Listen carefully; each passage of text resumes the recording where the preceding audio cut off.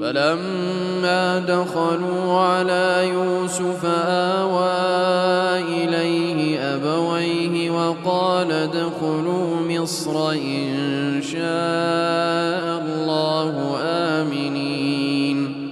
ورفع أبويه على العرش وخروا له سجدا وقال يا أبت هذا تأويل رؤياي من قبل قد جعلها ربي حقا وقد أحسن بي إذ أخرجني من السجن وجاء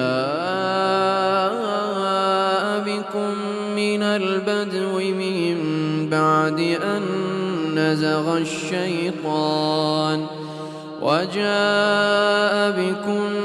البدو من بعد أن نزغ الشيطان بيني وبين إخوتي إن ربي لطيف لما يشاء إنه هو العليم الحكيم.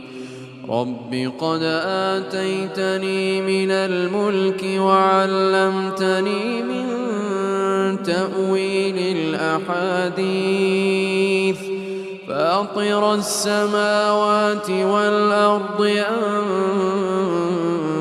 أنت وليي في الدنيا والآخرة توفني مسلما وألحقني بالصالحين.